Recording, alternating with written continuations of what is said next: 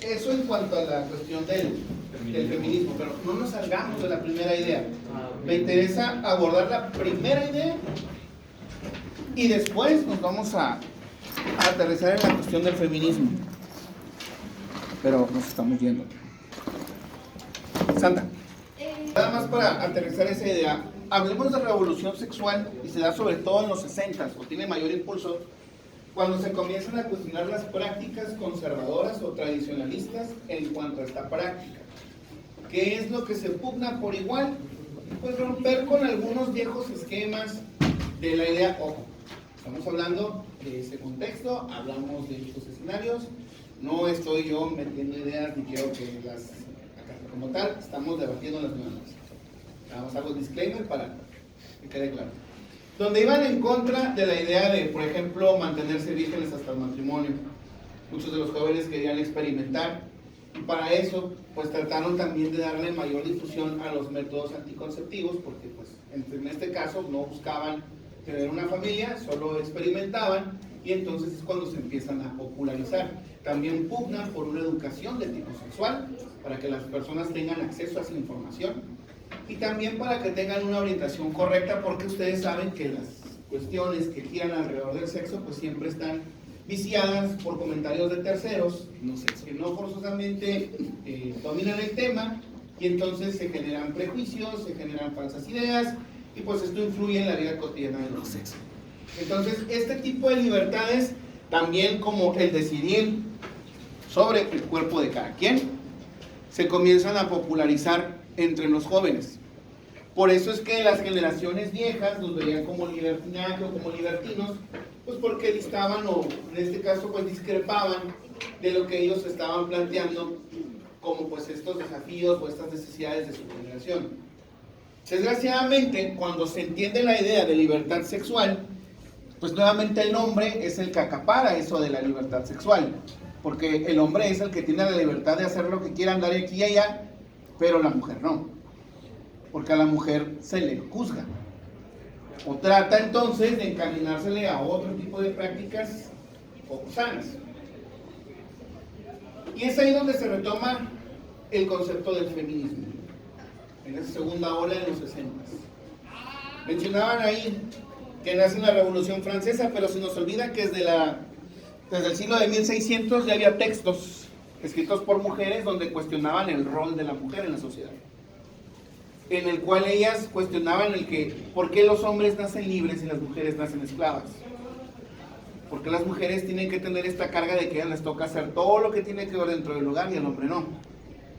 Entonces no es un movimiento exclusivo del siglo XVIII, esto es desde el siglo XVI. En la Revolución Francesa las mujeres eran requeridas para marchar, para ir armadas y combatir por estas ideas de libertad, igualdad y fraternidad, pero para ellas nunca les tocó ningún papel. Y en el momento que hicieron el escrito donde pedían lo mismo, decidieron guillotinar a la autora. ¿Sí? Entonces, más adelante comenzaron ellas a pugnar primero por lo básico, que era la igualdad de derechos políticos, que nada más acaparaban los hombres, como el derecho al voto. Es risorio darnos cuenta que en el siglo XX, y ojo también ahí cómo manejan las palabras, se les permitió votar, se les concedió el derecho al voto. Entonces, en esa primera oleada están pugnando por esta clase de derechos, ya que con participación política pueden estar legislando y aportando la necesidad de reformar los códigos, que en este caso van primero en el derecho y después a lo social. Porque una cosa es que en papel tengan igualdad ante la ley y derecho al voto, y la otra, que en la práctica se ejerce, porque es la parte que queda inconclusa. Es en los 60 donde se retoma, y hay un texto muy interesante, que es el de Simone de Beauvoir, su libro El otro sexo, si mal no recuerdo el título, muy bueno, en donde ella aborda pues esta idea de lo que es la mujer y maneja la idea de que la mujer es algo que ellas escogen ser, y entonces plantea la idea de que el concepto de mujer deriva forzosamente de lo que el hombre ya ha establecido como lo que es un ser humano. En su obra dice, el hombre ya se asumió como el ser humano, La humanidad es el hombre. Y hay valores que van al hombre que es fuerte, que es el que provee, que es el que gobierna, y entonces por ende la mujer es lo opuesto. Y entonces viene esta idea errónea que dice, es que tenemos la falsa concepción de que la mujer es sumisa, de que la mujer necesita estar en el hogar, de que la mujer tiene que ser la responsable, y entonces se plantean, la mujer entonces escoge replicar esos valores que el hombre le ha puesto. Y entonces viene este debate entre realmente una mujer debe de cumplir con esa carga y si no, es libre de decidir cómo actuar, pero en esa libertad del cómo actuar, ella decide si quiere replicar lo que hacen los hombres o realmente ser libre y hacer lo que considere más adecuado para ella. Es muy interesante, que igual ahí si les sugiero echarle un ojo. Entonces, esta cuestión del feminismo se basa en su segunda oleada en la búsqueda de esa equidad, porque la igualdad ya existe y la equidad se refiere a la práctica, que realmente existan las condiciones para que ellas se puedan desenvolver como los hombres. Pero también entendemos, porque luego vienen estos comentarios machistas, entonces si tenemos mujeres bomberos vamos a morir todos porque no son para nada. No se trata de que una mujer realice las cosas al mismo nivel que un hombre si hablamos, por ejemplo, de fuerza bruta, pero que sí cuente con las herramientas para poder cumplir las mismas tareas con la misma eficacia. De eso se trata, porque luego también vienen estos de pues, que compitan en el fútbol igual que los hombres, ¿no? Ahí hablamos de igualdad, pero no es igualdad lo que se está buscando, es equidad. Entonces, en esa lucha que sigue inconclusa, porque en la práctica se han replicado estos modelos conservadores y recalcitrantes, donde el hombre tiene que ser el que provee, el hombre es el que opina, es el que debe mandar en la familia, nos hemos dado cuenta con los procesos históricos que es una concepción errada. Se ha buscado replicarlo, y en las escuelas igual, por eso hay que poner atención a los programas de estudio, y hagan un ejercicio. Ya lo apliqué con un grupo del 614. Fuimos a la biblioteca y no hay nada de esto. Estuvimos buscando en los libros, no encontramos nada. Entonces, ¿por qué será? ¿Cuál es la agenda ahí? O tenemos muy mala suerte, o no sabemos buscar. Pero sí son cosas que uno debe replantearse. Por ahí preguntaban hace rato de si los hombres debemos opinar de esto. Pues al final de cuentas nosotros manejamos los conceptos, lo que está en los textos y en la historia. No hablamos desde la experiencia porque no la vamos a tener nunca. Pero eso tampoco nos debe limitar a no informarnos de eso, ¿sí? Y a tratar de aportar, rompiendo esas cadenas, de replicar los mismos discursos. Porque como hay videos en internet donde aquí vemos cómo un hombre hace pedazos a una feminista en un debate, que son puras preguntas sin contexto y que solo están tratando de guiar el discurso donde el que entrevista quiere llegar, pero no hay un ejercicio ahí, que digan ustedes, un ejercicio dialéctico en eso, ¿no? Entonces ahí es informarnos.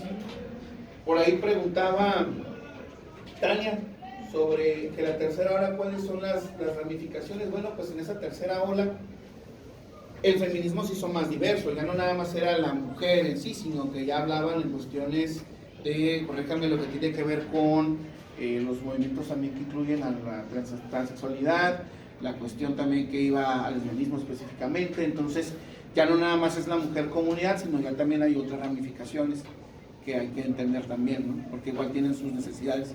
Entonces ahí sí ya no me puedo andar más porque son cosas que yo desconozco, pero yo me quedo en la base, y que igual yo tengo la tarea de seguir leyendo, ¿no?